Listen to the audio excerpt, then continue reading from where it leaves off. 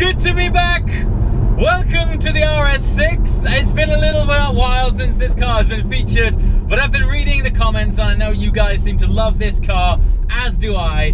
And today I wanted to take the opportunity to recap what it's like living with this car as I'm approaching 5,000 miles with the Rs6 in what seems to be such a small amount of time.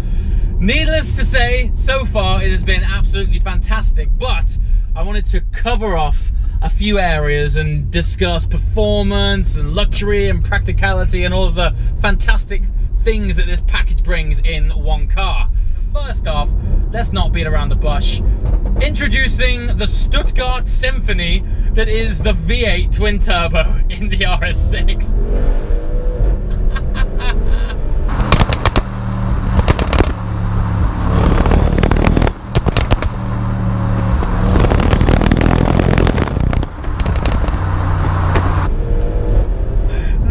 To that thing, it's just ridiculous.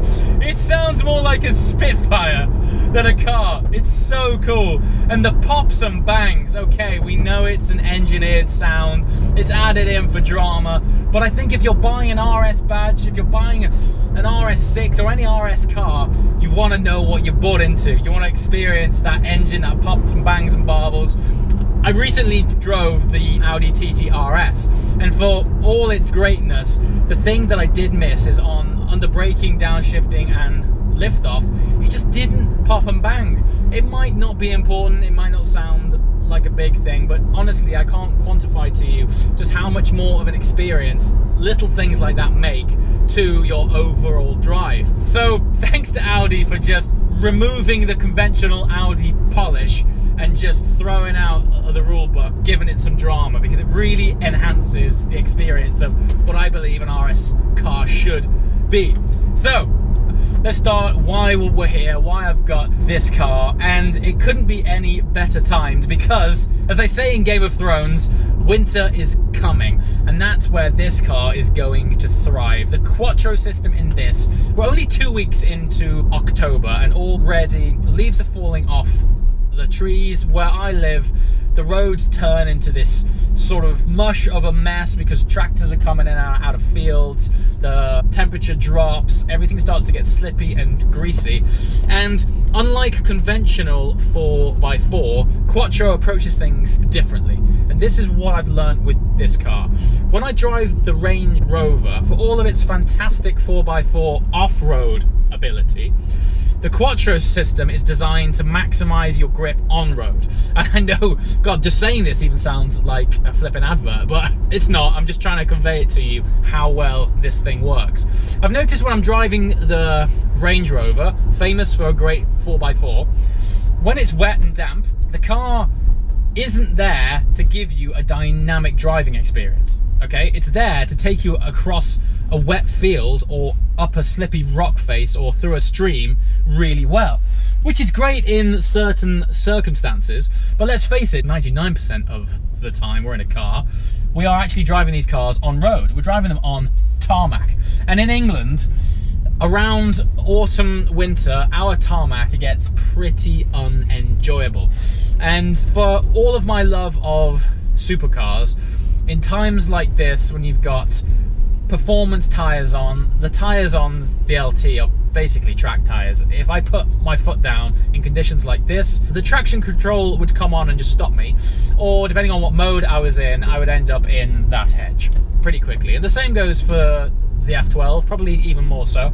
And GT3, for all of its fantastic grip, because the engine's over the rear wheels, it still doesn't have the same grip and composure, particularly under full throttle, that something like this does. And that's why this thing exists. I want to have a practical, comfy, cozy car that's going to batter the elements through autumn, winter, but I don't want to have to compromise on my everyday driving experience. Because at heart, I'm a petrol head, I'm a driver. This thing so far has ticked all of those boxes. The Quattro, rather than helping you across a field, when I come out of a corner, as soon as I'm past an apex with this, and you mash that throttle, honestly, the swell of torque, I want to describe the torque to you as if it's almost a tangible matter. It's like this ball of torque putty under your foot. You sort of squelch into it and it just hunkers down, and you feel it in your back, in your kidneys. The whole thing swells up, it pushes you back in this seat, and there isn't an ounce of slip. I haven't had a light come on the dash when traction control is trying to manage me. It just hunkers down, squats, and fires you out. Now, you've got to get the apex right. If you're going to mash the throttle before that, chances are you're going to, experience some understeer or some traction control problems. But if you're getting the driving line right with this thing, I've yet to experience a condition that this thing doesn't like. So yes, performance and drive ability of the Rs6 so far is doing everything that I hoped it would.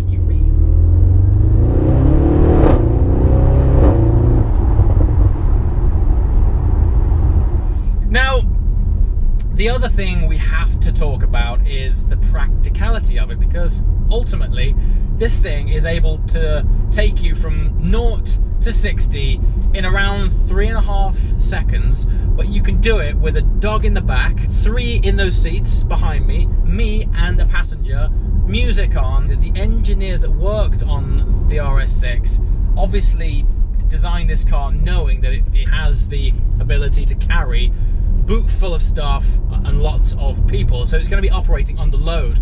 When you get this thing under load, it doesn't change.